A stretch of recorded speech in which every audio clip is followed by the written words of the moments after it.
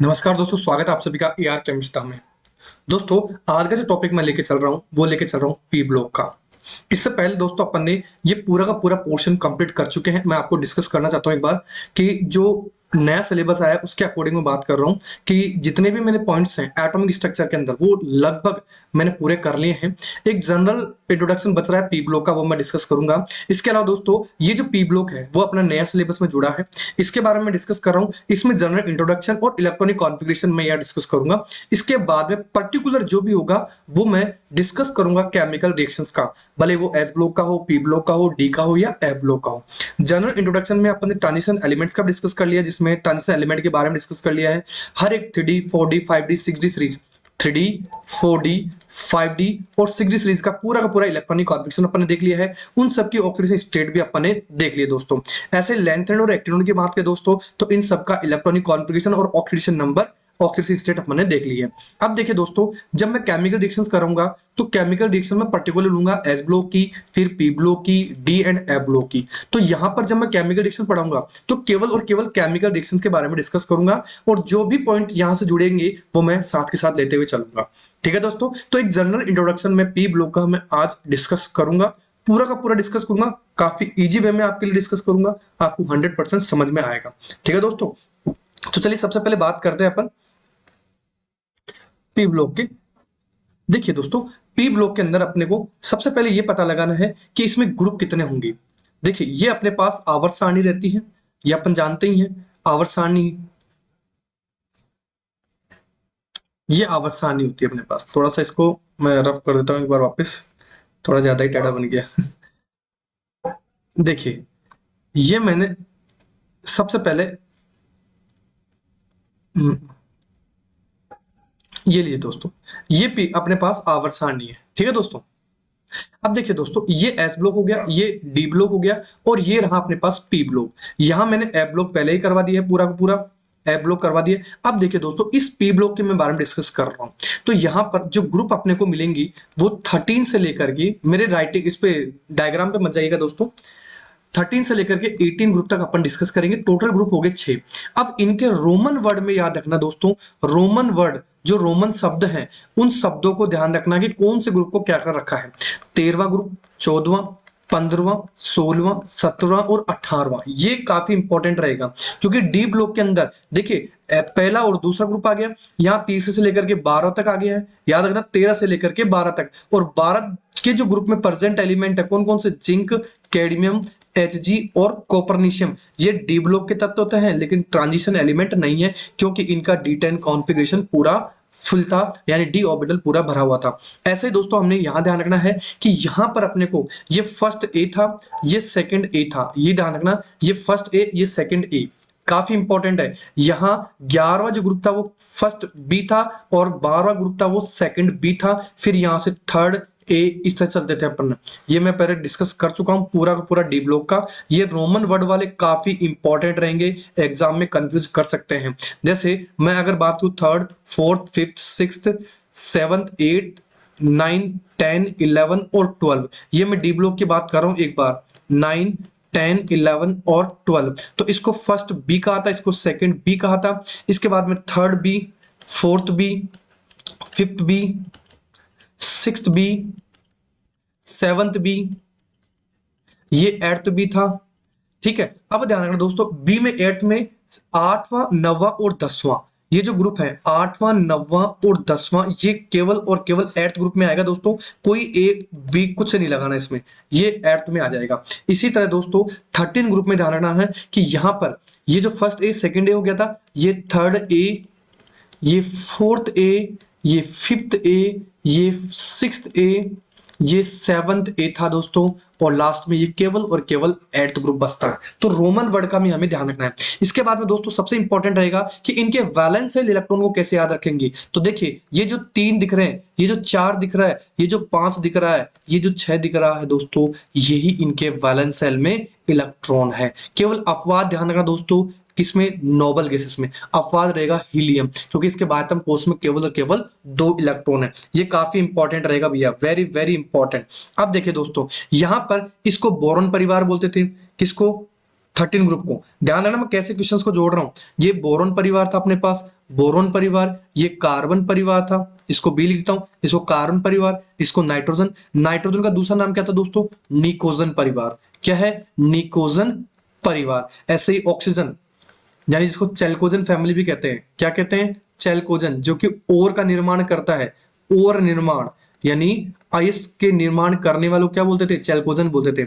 ये halogen family, halogen family में ध्यान रखना दोस्तों, जो हैलोजन वर्ड पड़ा है वो पड़ा है साल्ट फॉर्मेशन की वजह से, नमक के निर्माण की वजह से, साल्ट फॉर्मेशन की वजह से इसको क्या कहा गया? Halogen family. और इनर्ट गैसेस या उत्कृष्ट गैसें बहुत कम क्रियाशील होने की वजह से इन 18 ग्रुप वाले को क्या कहा था?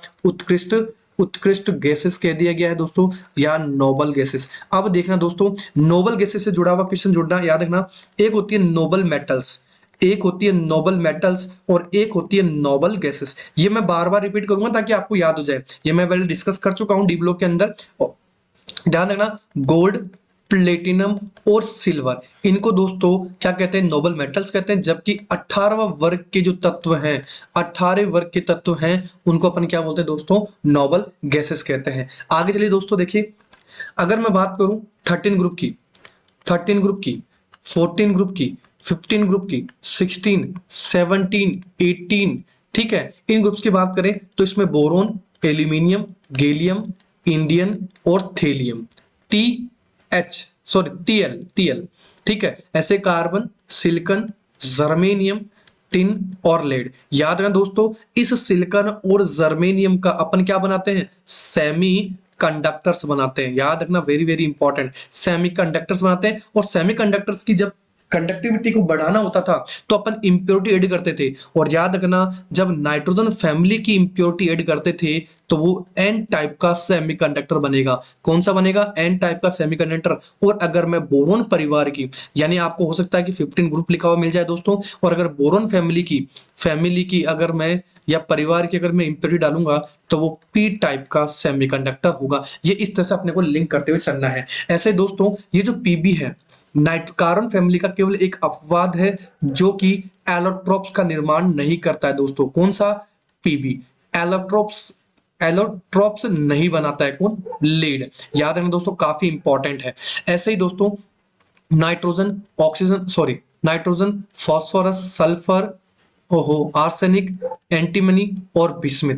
याद रखना दोस्तों, नाइट्रोजन, फास्फोरस, आर्सेनिक, एंटीमनी और बिस्मिथ। अगर मैं एनसीईआरटी बुक की बात करूं दोस्तों, तो एनसीईआरटी के अकॉर्डिंग बिस्मिथ का भी कोई भी एलोट्रोप नहीं बनता, कोई भी एलोट्रोप्स नहीं बनता है दोस्तों। याद रखना, वेरी वेरी इंपॉर्टेंट। मैंने ये एनसीईआरटी के अकॉर्डिंग बात की दोस्तों, वेरी वेरी इंपॉर्टेंट। चलिए दोस्तों, आगे मैं चलता हूं।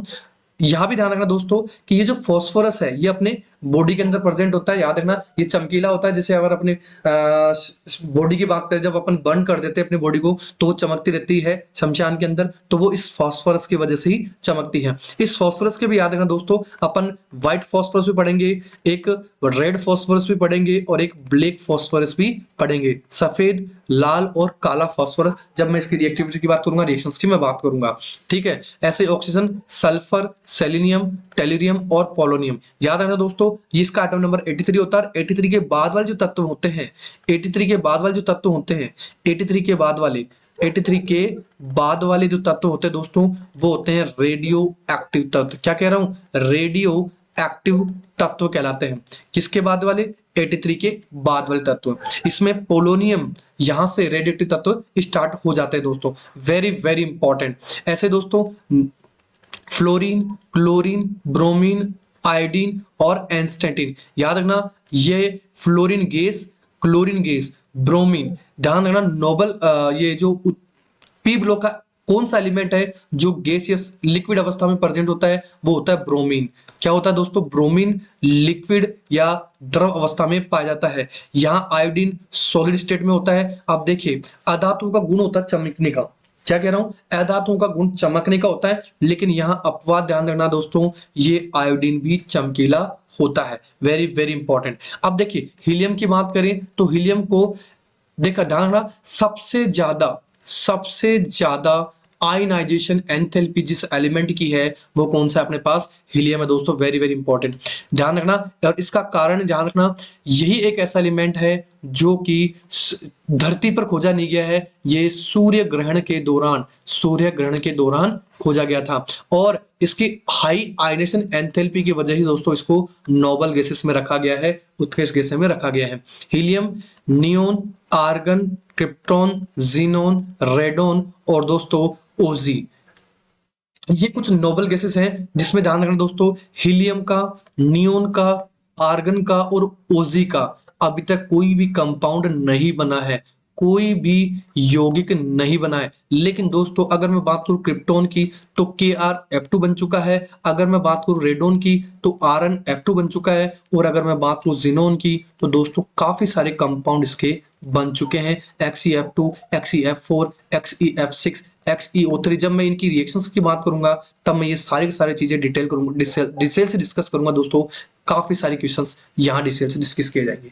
तो ये जो पी ब्लॉक के जो तत्व हैं उनको कैसे याद करना है ये भी मैं ट्रिक डिस्कस करूंगा। अभी आई थिंक आपको आती होगी ये चीजें, लेकिन फिर भी एक मैं अपने तरफ से भी मैं आपको ये बता देता हूं दोस्तों। इसको याद रखना दोस्तों, बैंगन, आलू, गाजर इन ठेला, काशी गए शंकर प्रभु, ये ध्यान रखना दोस्तों। अगर अगर गैलियम की बात की जाए तो हथेली पे रखते ही, क्या कह रहा हूं दोस्तों, हथेली पर रखते ही ये भी क्या हो जाता है, मेल्ट हो जाता है, पिघलने लगता है दोस्तों। ठीक है, काशी काशी काशी गए शंकर प्रभु, नेपाल, पाकिस्तान, ऑस्ट्रेलिया सब भिखारी, ओ सी टीपो, फिर कल बाहर आई आंटी। याद रखना दोस्तों, इसका एटॉमिक नंबर है 9, इसका है 17, इसका है 35 और 35 का उल्टा कर लेना दोस्तों 53, और ये होता है दोस्तों 85 पर। ठीक है, neon, argon, krypton, xenon, radon और ओजी। याद रखना दोस्तों, आर्गन को याद करो, कुछ जमाने पहले अपने पास 100 वाट का बल्ब चलता था दोस्तों, 100 वाट का बल्ब, और उस 100 वाट के बल्ब में टंगस्टन का एक फिलामेंट लगता था, और उसी बल्ब के अंदर एक गैस भरी जाती थी, और वो गैस कौन सी थी, आर्गन की थी। और अगर मैं हीलियम की बात करूं तो बलून में भरने के लिए काम में ले जाते हैं, ऐसे क्रायोजेनिक में काम ले जाता है, MRI में काम में ले जाता है। ये कई सारे यूजेज होंगे जो मैं यहाँ डिस्कस करता चलूंगा दोस्तों। ठीक है दोस्तों, तो ये हमें पी ब्लॉक का ध्यान रखना है। अगर मैं बोरोन परिवार की बात करूं तो इसके वैलेंस शेल का जो कॉन्फ़िगरेशन होगा दोस्तों वो होगा NH2NP1। ऐसे अगर मैं कार्बन परिवार की बात करूं तो NH2NP2, ऐसे नाइट्रोजन परिवार की बात करूं NH2NP3, ऐसे ही अगर मैं ऑक्सीजन परिवार की बात करूं दोस्तों तो NH2NP4 होगा। फ्लोरीन यानी noble helium sorry halogen family की बात करें दोस्तों, हेलोजन परिवार की, तो दोस्तों NH2NP5 हो जाएगा। और अगर मैं नोबल गैसेस की बात करूं, हीलियम को छोड़ के दोस्तों अपवाद है ये, और ये हो जाएगा NH2NP6। इसके बायतम कोष में 8 इलेक्ट्रॉन है, इसीलिए सभी के सभी noble gases free atomic state में प्रेजेंट होते हैं दोस्तों, स्वतंत्र परमाणु अवस्था में पाए जाते हैं। इसके बाह्यतम कोष में इसी से पता चल जाता है कि 3 इलेक्ट्रॉन है, यहाँ 4 इलेक्ट्रॉन है, यहाँ 5 है, यहाँ 6 है, यहाँ 7 है और यहाँ 8 है। और इसके मैंने ट्रिक भी बताई दोस्तों कि ये 13 ग्रुप था तो इस 3 से याद रखना है, ये 14वां ग्रुप था ये 4 हो जाएगा, ये 15 ग्रुप था ये 5 हो जाएंगे, ये 16वां ग्रुप था ये 6 हो जाएंगे, ये 17वां ग्रुप था ये 7 हो जाएगा, और ये 18वां ग्रुप था ये 8 हो जाएगा। दोस्तों इन सभी से रिलेटेड जितने भी हाइब्रिडाइजेशन के क्वेश्चन वो मैंने डाल रखे हैं। हाइब्रिडाइजेशन का कम से कम 3 से 4 क्वेश्चंस जो आपको हाइब्रिडेशन से रिलेटेड मिलता है दोस्तों एग्जाम में, वो मैंने डाल रखे हैं। आप हाइब्रिडेशन नाम की प्लेलिस्ट को सर्च कर लीजिएगा, आपको सारी की सारी डिटेल मिल जाएगी। फिर भी अगर कोई डाउट हो, किसी को नहीं मिल रहा हो, तो कमेंट बॉक्स में मेरे को इसका बारे में जरूर बता दीजिएगा कि आपको हाइब्रिडेशन का लिंक चाहिए, तो मैं आपको जरूर शेयर कर दूंगा। मैंने पूरा का पूरा ऑर्गेनिक का अलग, इनऑर्गेनिक का अलग और कोऑर्डिनेशन केमिस्ट्री का अलग, इस तरह से मैंने हाइब्रिडेशन को 3 अलग अलग कैटेगरीज में कैटेगराइज कर रखा है। आपके लिए काफी बेहद इजी हो जाएगा दोस्तों यहाँ से। ठीक है दोस्तों, तो ये हमने इनके वैलेंस शेल के कॉन्फ़िगरेशंस की बात कर ली और वैलेंस शेल के इलेक्ट्रॉन की बात कर ली दोस्तों। अगर मैं बोरोन परिवार की बात करूंगा, बोरोन, एल्यूमिनियम, गैलियम, इंडियन और थेलियम दोस्तों, तो इसका आवर्त हमें ध्यान रखना है। ये 13 ग्रुप का था, लेकिन आवर्त सेकंड ये थर्ड, ये फोर्थ, ये फिफ्थ और ये 6th आवर्त। तो दोस्तों एन का जो वैल्यू है, यहाँ पर एन की जो वैल्यू है वो यहाँ आवर्त को इंडिकेट कर रही है। कौन सी आवर्त को इंडिकेट कर रही है? तो ये हो जाएगा 2s2 2p1, ऐसे ये हो जाएगा 3s2 3p1, ये हो जाएगा 4s2 4p1, ये हो जाएगा 5s2 5p1, ये हो जाएगा 6s2, ये हो जाएगा 6p1। तो इस तरह से अपन बोरोन परिवार के एटम्स का इलेक्ट्रॉनिक कॉन्फ़िगरेशन अपन कैलकुलेट कर सकते हैं दोस्तों। आगे चलिए दोस्तों, कार्बन परिवार की बात करें तो कार्बन परिवार के वैलेंस शेल में कितने इलेक्ट्रॉन है? 4 इलेक्ट्रॉन है। ग्रुप कौन सा है? 14वां।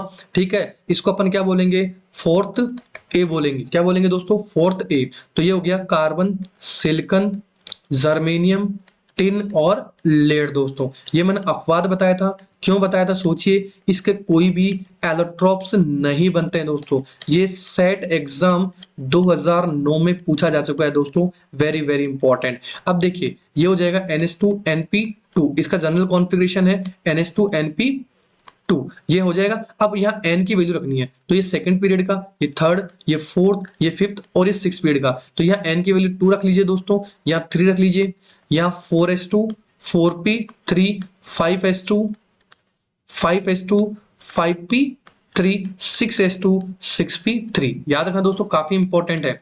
अब देखिए, यहां से आपको ये पता चलता है कि down the group inert effect work करता है। इनर्ट इफेक्ट वर्क करता है दोस्तों, इनर्ट पेयर इफेक्ट वर्क करता है। और इनर्ट पेयर इफेक्ट को आप इस तरह से याद कर सकते हैं कि जब आप डाउन द ग्रुप चलेंगे तो जैसे टिन है, तो टिन की दो ऑक्सीजन स्टेट होती है, +2 और +4। तो इनर्ट पेयर इफेक्ट की वजह से Sn+2 ज्यादा स्टेबल होता है। और ऐसे ही दोस्तों Pb+2 और Pb+4 में ये Pb+2 ज्यादा स्टेबल होगा किसके कंपेयर में? Pb+4 के कंपेयर में। और इसका रीजन क्या रहेगा?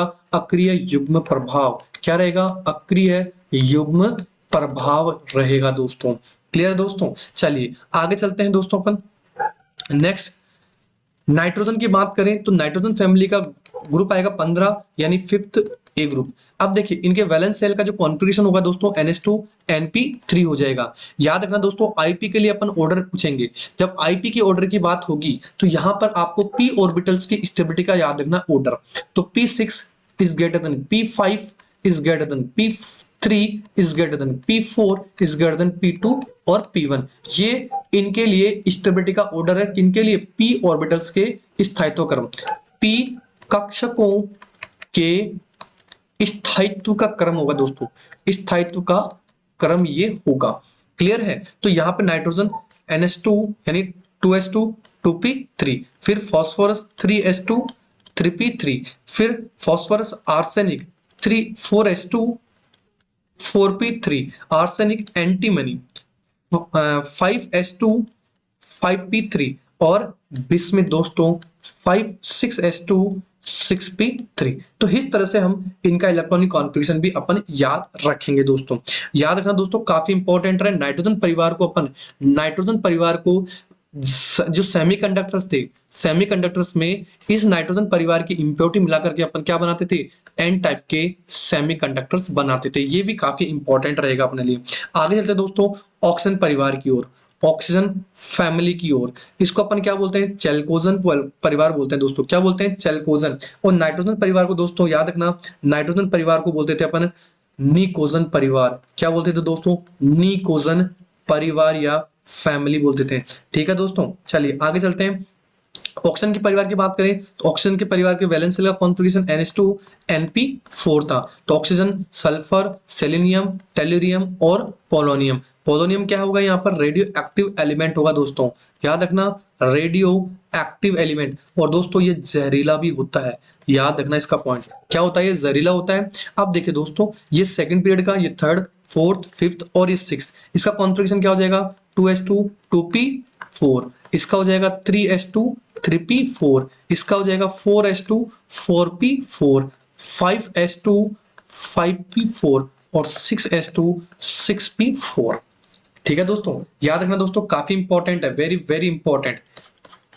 चलिए आगे चलते हैं नेक्स्ट। लास्ट अपने पास है हेलोजन फैमिली और नोबल गैस। हेलोजन परिवार की बात कर लेता हूं सबसे पहले। ठीक है, इसका वैलेंस सेल कॉन्फ़िगरेशन NH2NP5 हो जाएगा।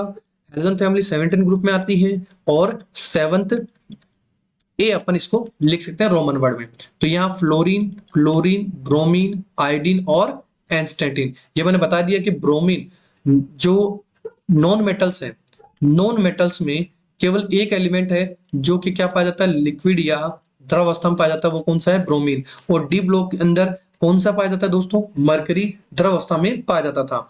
ठीक है, इस मरकरी की वजह से दोस्तों एक डिजीज होती है मीनामाटा, याद रखना, मीनामाटा डिजीज इसी के वजह से होती है, मरकरी की आधिक्य के अंदर पाए जाने की वजह से होती है बॉडी के अंदर। अब देखिए इसका कॉन्फ़िगरेशन की बात करें दोस्तों, तो ये सेकंड पीरियड का, ये थर्ड पीरियड का, ये फोर्थ पीरियड का, ये फिफ्थ पीरियड का, ये सिक्स पीरियड का, ये काफी बार आ चुका है दोस्तों। नाइट्रेट आयन की वजह से दोस्तों मिथेमेग्लोबिनिया डिजीज होती है, जिसको ब्लू बेबी सिंड्रोम भी कहते हैं, ब्लू बेबी सिंड्रोम भी कहते हैं, या मिथेमेग्लोबिनिया डिजीज भी कहते हैं। तो ये हो जाएगा अपने पास 2s2 2p5, 3s2 3p5, 4s2 4p5, 5s2 5p5, और ये दोस्तों 6s2 6p5। ठीक है दोस्तों, चलिए आगे अपन डिस्कस करेंगे नोबल गैसेस की। 18वें वर्ग की बात करें तो इसको अपन क्या लिखेंगे दोस्तों? केवल और केवल एर्थ लिखेंगे। इसमें ना तो ए लगाना है ना बी लगाना है, ध्यान रखना इस चीज का। यहां आ जाएगा अपने पास हीलियम, जो कि अपवाद है, 2s2 में लिख देता हूं दोस्तों।